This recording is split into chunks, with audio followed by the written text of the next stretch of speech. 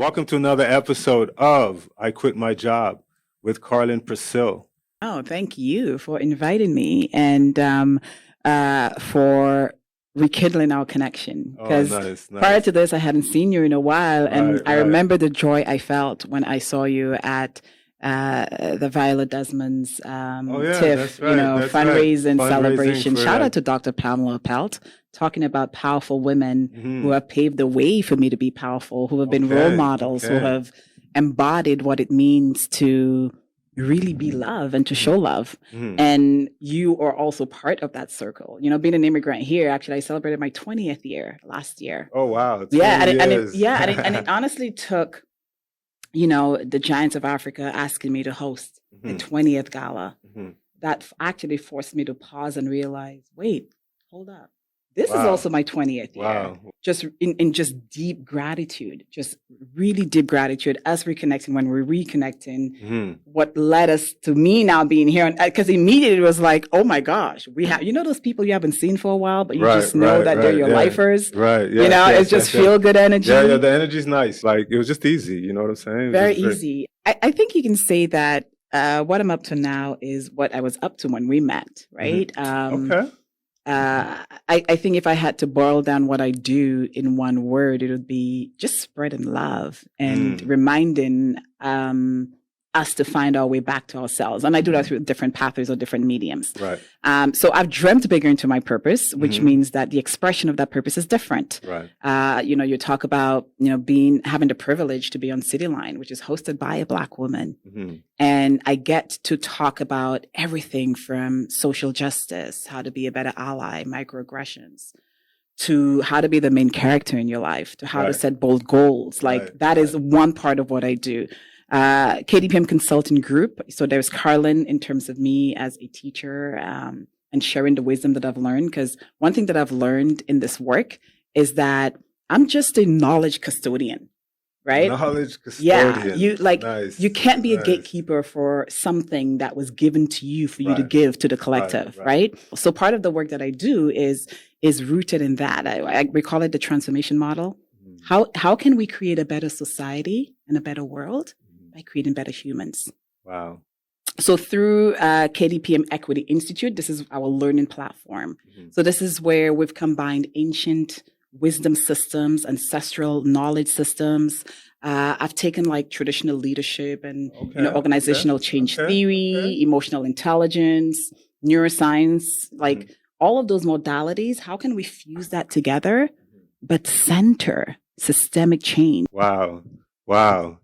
For you to get into this whole KDPM consulting, like, give us some milestones along the way or your path along the way that made you say, hey, I am going to take this full time as the thing to do. And what led you to that?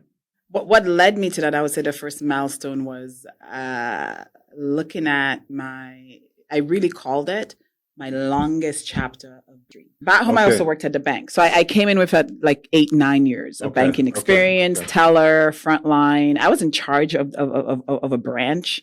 That chapter being unhappy at work was a combination of, I guess you can say, a cultural identity crisis, discovering I'm Black. What did that mean? And then I learned about all those different things. And in the Caribbean, yes, there's colonization. It's a huge part of our culture, but like oppression presents itself in a different way. So with that longest chapter being unhappy at work, there's that. There was also the frustration of applying for roles and not getting it.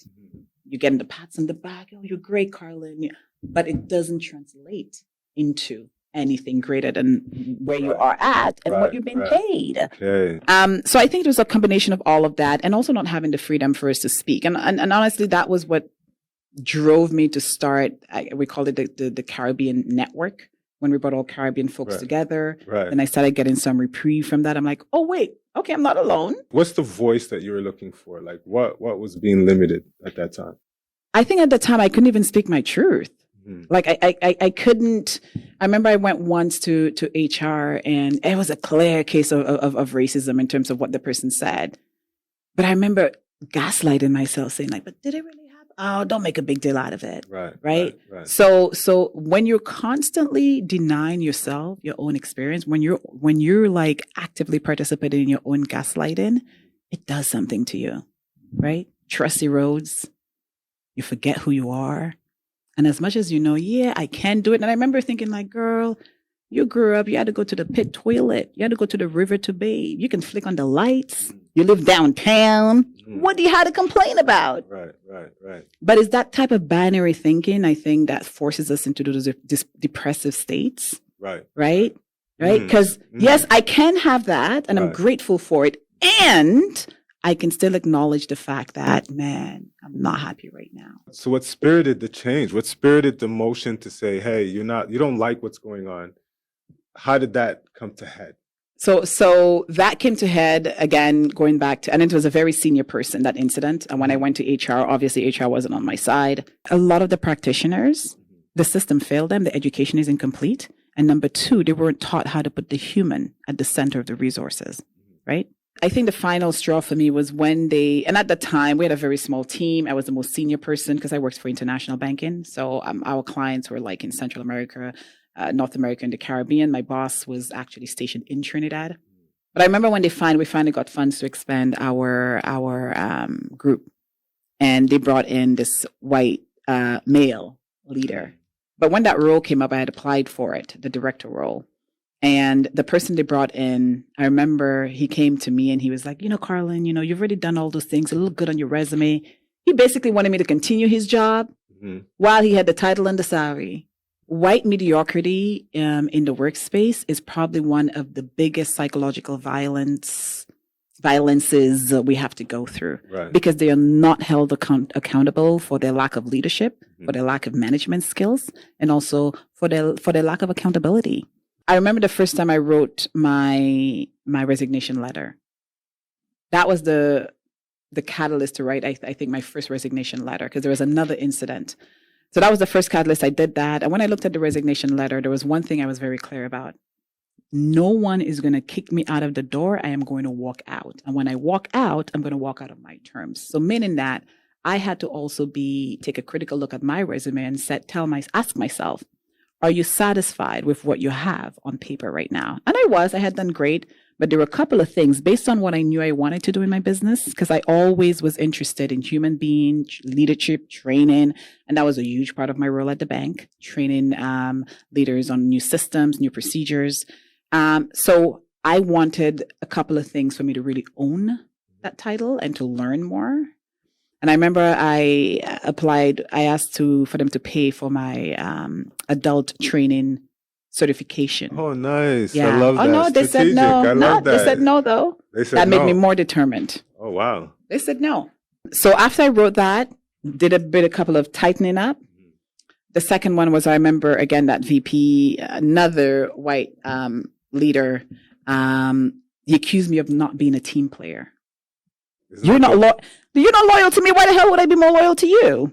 The water cooler approach. But I did some water coolering, but I was strategic with my water cooling. Nice. Right? You have to be. You have to be. Yeah, come on, you gotta be. But what was, I guess, the nail in the coffin was at that same meeting giving feedback. I'm asking for feedback. I guess he didn't like my embodied confidence. He started yelling. He started raising his voice. So this broke into a full-fledged conversation, and voices are being raised. And you know what he said? And this is a professional scene. This is a professional senior leader. But this time around, oh no, I did not go to HR because I know HR's not going to take my side. Right. You know what he said? The door is closed. Nobody can hear us. So then I resigned. Was I scared? Absolutely. Right. Yes. But when I did that first, so the thing about if you're ready to quit your job, start dating that idea from the day that idea was birthed in you. If I'm spending 40 hours a week, and if the brain is a sponge, how do I inject the right things in it so it will guide me along the right path? So what kind of notes? Feel the fear and do it anyways. That's one of the quotes here. Wow. Another one is failure is part of your success. You know why I love quotes? Because I had I think it was grade 4, grade 5 teacher. And every time we'd go in class, he'd write a note on the board. And that's the first thing you see as we go into class, our first class. I love that. And he'll ask everybody, like, what does it mean? What does it mean? Everybody have. So I remember a couple quotes from that. Like that was so What was your key. favorite? So my favorite was always persistence overcomes resistance. Just like you said, how that quote, not only did it bring you back to your great teacher, which is now such a powerful and happy memory, but now you've applied it along your life. So that is something that you can show, hey, look at my longevity, right? And also look at my ability for me to anchor in something powerful and to create change in my life. And that in itself is like currency. You gave your resignation letter. So when did this turn into that? You want to do it on the side, yes? Yeah. I'm sure you had some ways I that did. You were doing it. So I did. Explain that little transition. So the transition is, and one thing that I'd like to point out is the power of taking continuous action. Instead of just a sticky note I wrote for myself and then for people, and people are like, oh, I want more. And now I have a whole collection of products. So the power of just starting with where you are, with what you have.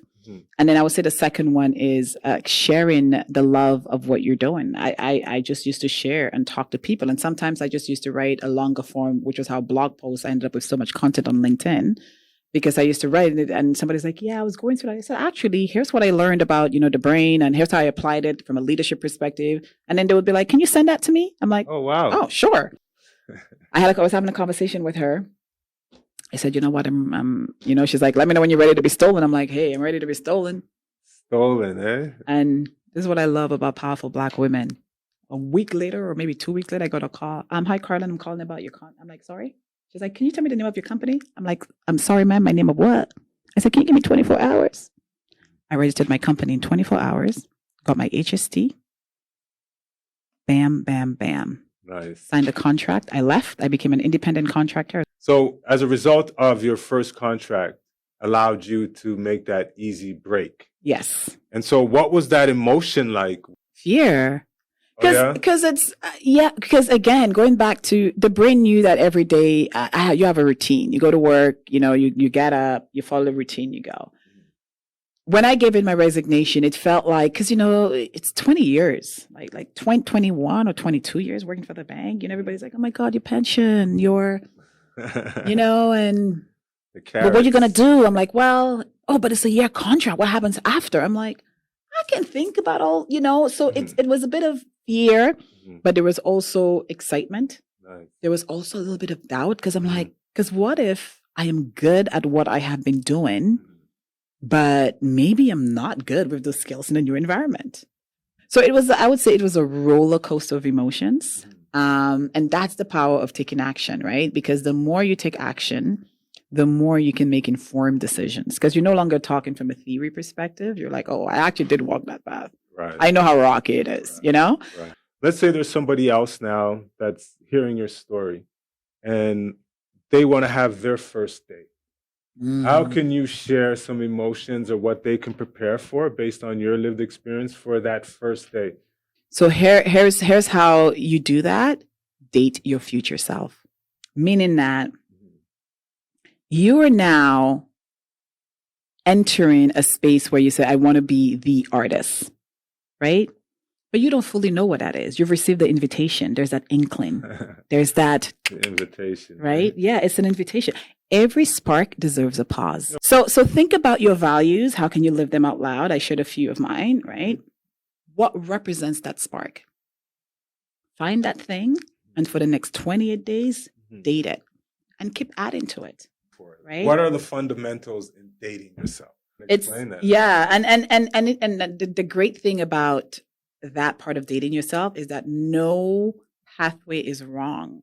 I had on the mirror, you are worthy, you are enough. And I had it written in Fenty, Rihanna's green, forest green lipstick. And I watched that every single day. When I'm brushing my teeth, dress my mind, dress my mind, dress my mind, right? Wow, Rihanna, they're using your lipstick just for motivation and inspiration. To write my affirmations. To write it. Oh my goodness. Even when I write it with Rihanna, matters. shout us out. I quit my job. And then who kind of inspired you to kind of like, let's continue? So when that happened, it was and again, a bunch of things that, those tiny paper cuts had already happened. Not necessarily just on the race side, but also sexism as well, because I was a woman in tech. I remember the first time I wrote my resignation letter. That was the catalyst to write, I think, my first resignation letter, because there was another incident So that was the first catalyst. I did that. And when I looked at the resignation letter, there was one thing I was very clear about.